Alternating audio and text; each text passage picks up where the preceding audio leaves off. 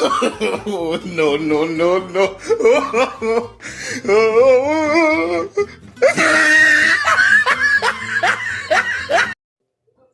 So, yun nga guys, kung natatandaan ninyo, nung nakaraang araw ay kumain ako ng mangga na may ketchup. At dahil doon sa video na yon, ang dami nagtag sa akin, ang dami nag-mention sa akin, na subukan ko daw itong ganitong klaseng pansit na may ketchup.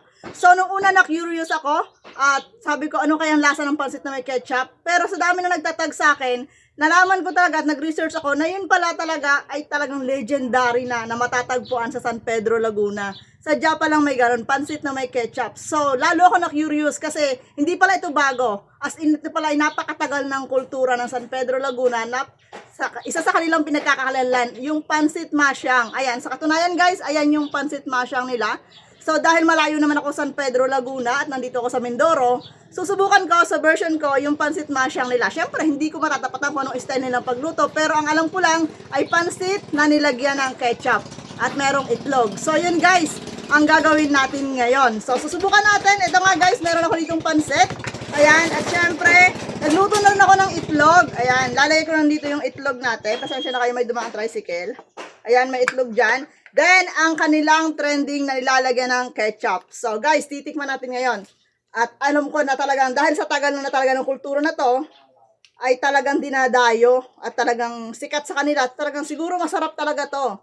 So, ito nga guys. At ayan, tita nyo naman, nilagyan ko na ng ketchup. Natatakam ako.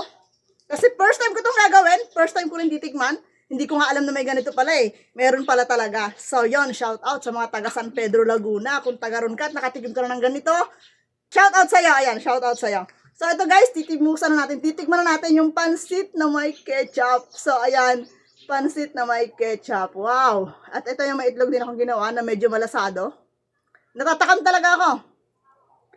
Natatakam ako. Ayan, hindi ko alam talaga na meron palang ganitong klase. Salamat to sa mga nag-mention sa akin na subukan ko daw yung ganitong klase ng pansit. Pansit na may ketchup. At ang bango, sobrang bango. At ito guys, titikman ko na. Ayan, sa mga nagsasabi na hindi ko daw minunguya yung aking mangga na may ketchup. So, ito guys.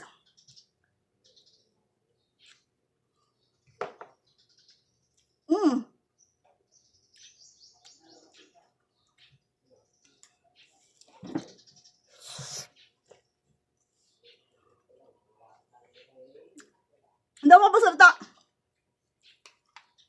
Masarap nga pala. Masarap. Guys, ang sarap.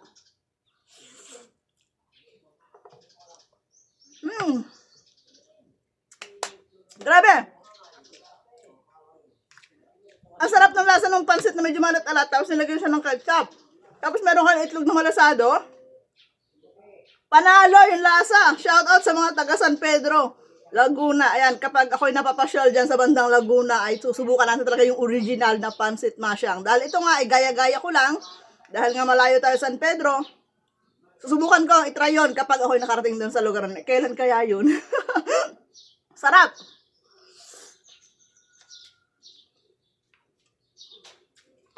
Guys, kung malayo ka San Pedro katulad ko, subukan mo ito sa bahay nyo. Yung pansit naman, pwede ka magluto niyan anytime. Or kung mabibilhan ka, pwede naman. Subukan nyo rin ganito. Yung pansit masyang na tinatawag, San Pedro, Laguna. Doon pala ito sumikat. Masarap guys. Ay no, mas dinamihan ko pa ng ketchup. Mas dinamihan ko pa ng ketchup yung ating pansit.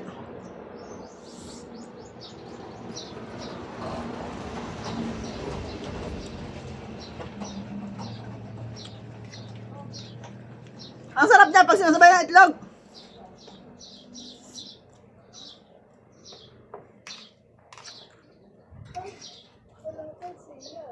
Mukhang malabo na ako makapag-diet nito.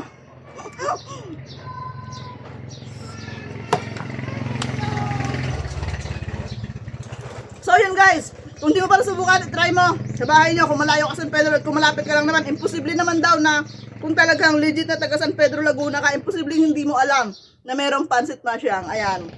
Maraming salamat sa lahat na nag-tag sa akin, nag-mention sa akin, nasubukan ko itong pansit masyang. Pansit na may ketchup. Super legit, ang sarap.